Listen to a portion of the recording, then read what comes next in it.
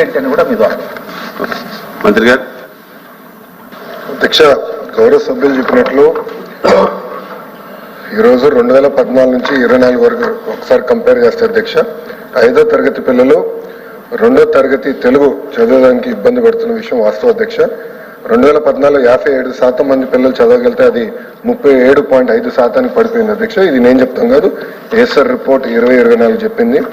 ఇంకో పక్కన 8వ తరగతి పిల్లలు 2వ తరగతి తెలుగు చదవగలుగుతారా అంటే 2014లో సుమారుగా 80% ఉంటే 2024 వచ్చగల 53%కి పడిపోయింది.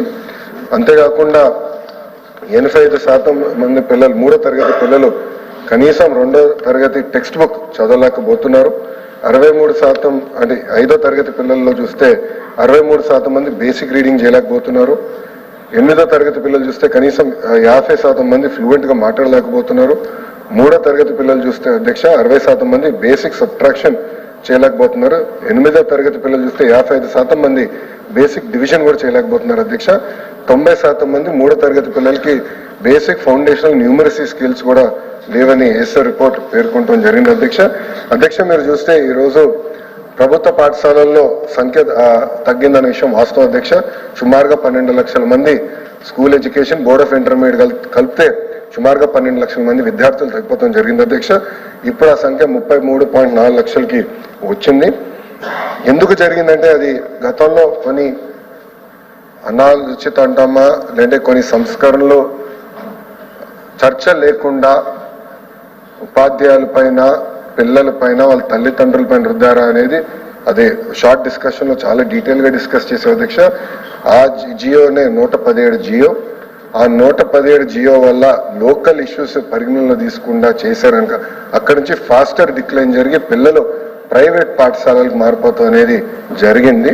సో ఇప్పుడు మన ప్రభుత్వం అంటే కూటమి ప్రభుత్వ అధికారంలోకి వచ్చిన తర్వాత నాణ్యత పెంచేదానికి 2-3 అంటే ఒక దాదాపు 10-15 సంస్కరణలు తీసుకున్నా. దాంట్లో ప్రధానమైన సంస్కరణలు అధ్యక్ష నేను బలంగా నమ్మేది ఉపాధ్యాయుల ట్రాన్స్ఫర్ లో రాజకీయ నాయకులు జోక్యం ఉండకూడదు,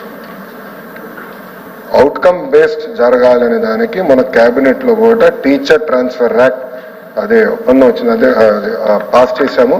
ఇప్పుడు అసెంబ్లీకి వస్తుంది అధ్యక్ష. ఈరోజు అసెంబ్లీలో ఉంది, రేపు కౌన్సిల్కి వస్తుంది అధ్యక్ష. అది ఫస్ట్ బిల్డింగ్ బ్లాక్. అదే కాకుండా అధ్యక్ష టెక్నాలజీతో జోడించి అంటే ఇప్పుడు ఉపాధ్యాయులు కూడా 45 నిమిషాలు పాఠాలు చెప్పిన తర్వాత కంపల్సరీగా ఒక 60 సెకండ్ వీడియో ప్లే చేసి ఆ పాఠాన్ని సమ్మప్ చేసే విధంగా, ఆ పాఠాలని సమ్మప్ చేసే విధంగా ఆ వీడియో ప్లే చేసి దాని తర్వాత క్లిక్కర్ టెక్నాలజీ ద్వారా పిల్లలకి అర్థమైందా అవలేదా అనేది కూడా తెలుసుకుని అక్కడి నుంచి ప్రిస్క్రిప్టివ్ హోంవర్క్ అంటే ఈరోజు ఇక్కడ చూస్తే నారాయణ సార్కి ఒక హోంవర్క్ వస్తుంది, లోకేష్కి ఒక హోంవర్క్ వస్తుంది. అంటే ఆయనకున్న సబ్జెక్ట్ స్ట్రెంత్ వేరేది ఉంది, నాకున్న సబ్జెక్ట్ స్ట్రెంత్ వేరేది. అది ప్రిస్క్రిప్టివ్ హోంవర్క్ వాళ్ళనేది ఒక లక్ష్యంగా పెట్టుకుని అది కూడా చేస్తున్నాం. పేరెంట్ టీచర్ మీటింగ్ కూడా మెగా పేరెంట్ టీచర్ మీటింగ్ పోయిన సంవత్సరం ఏర్పాటు చేసే అధ్యక్ష. వచ్చే అకాడమిక్ ఇయర్ లో 2 సార్లు ఏర్పాటు కూడా చేస్తాం. రిపోర్ట్ కార్డు కూడా అంటే తల్లిదండ్రులకి, ఉపాధ్యాయులకి, పిల్లల మధ్యన ఇంటరాక్షన్ ఉండాలని చెప్పి అద్భుతమైన రిపోర్ట్ కార్డు కూడా ఏర్పాటు చేశాం, అది చేస్తున్నాం. ఇంకో పక్కన మోడల్ ప్రైమరీ స్కూల్ కాన్సెప్ట్ తీసుకొచ్చి 60 మంది పిల్లల కన్నా ఎక్కువ ఉంటే అక్కడ కంపల్సరీ 1 క్లాస్ 1 టీచర్ ఇవ్వాలి, మెరుగైన నాణ్యమైన విద్య అందించాలి లక్ష్యంతో మన ప్రభుత్వం కృషి చేస్తుందని గౌరవ సభ్యులు తెలుపుకుంటున్నాను. అంతేకాకుండా అధ్యక్ష భారతదేశంలో ఏ రాష్ట్రం హామీ ఇవ్వని విధంగా మనం ఇస్తున్నాం అధ్యక్ష. గ్యారంటీడ్ ఎఫ్ఎల్ గ్యారంటీడ్ చేస్తున్నాం, అది ఒక బాధ్యతగా మేము తీసుకుంటున్నాం. సంఘాలతో కూడా ఎవ్రీ ఫ్రైడే కమిషనర్ గారు కూర్చుంటున్నారు, నీట్ బేస్ నేను కూడా కూర్చుంటున్నాను, వాళ్ళ ఇష్యూస్ ఏముందో తెలుసుకుంటున్నాం. గ్యారంటీడ్ ఎఫ్ఎల్ఎన్ అందించాలని లక్ష్యంతో మేము పనిచేస్తున్నాం అధ్యక్ష. మేము బలంగా నమ్మేది ఈ 10వ తరగతి ఎగ్జామ్ ఇప్పుడు జరుగుతున్నాయి, ఇంటర్ ఎగ్జామ్ జరుగుతున్నాయి, దీంట్లోనే చాలా మార్పు రాబోతుంది, పర్ఫార్మెన్స్ ఇంప్రూవ్ అవుతుందని బలంగా నమ్ముతున్నాం. వచ్చే సంవత్సరంలో మీరు చూస్తే leaps and bounds outcomes improve చేసే బాధ్యత కూటమి ప్రభుత్వం తీసుకుంటున్నాం, గౌరవ సభ్యులు తెలుపుకుంటున్నారు.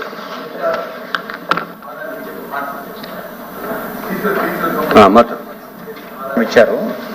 విషయం ఏంటంటే ఇది ఈ ఒక్క సంవత్సరం వ్యవహారం కాదు, దశాబ్దాలుగా మన స్కూల్ ఎడ్యుకేషన్లో ఉన్న పరిస్థితులే ఈ ప్రమాణాలు పడిపోవడానికి కారణం. అసలు రిపోర్ట్లు ఎప్పుడు కూడా ఇట్లాగే ఉంటుంది. కారణం సీరియస్గా మీరు పరిశీలించండి. ఒకటి, ఒక మాస్టరు, 2 మాస్టర్లు, 3 మాస్టర్ స్కూలు చాలా పరిమితం అయిపోయినాయి. ప్రైమరీ ఎడ్యుకేషన్ అనేది ఈ 30-40 సంవత్సరాల కాలంలో చాలా దెబ్బతిన్నది. ఒక మాట చెప్పాలంటే ఒక విధ్వంసం అయిపోయింది. హై స్కూల్ ఏదో ఒక వాతావరణం, కానీ ప్రైమరీ ఎడ్యుకేషన్ మాత్రం చాలా దెబ్బతిన్నది. దీనికి తోడు పాఠశాలకి వెళ్ళిందే తడుగా నేను ప్రత్యక్ష ఉదాహరణ సార్, ఆ ప్రైమరీ ఎడ్యుకేషన్లో పనిచేసి వచ్చినటువంటి వాళ్ళు మాస్టర్ని పాఠం చెప్పనిస్తే కదా, సిలబస్ ఏమో పెద్ద ప్రమాణాలతోటి తయారు చేస్తున్నారు, అసలు రిపోర్ట్ ఏమో కనీస ప్రమాణాలు క్వశ్చన్ చేస్తుంది.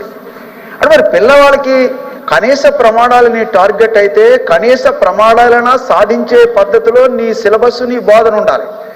సిలబస్ ఏమో ఎంత పెద్ద పెడతావు, చివరికి వచ్చాడు అసలు రిపోర్ట్ ఏమో కనీస ప్రమాణాలు ఏమీ లేవంటున్నావు. మరి ఎంతకాలం ఈ రకమైనటువంటి పరిస్థితి? రైట్, ఓకే సార్ చెప్పారు ఏదో 1 క్లాస్ 1 టీచరు, ఇది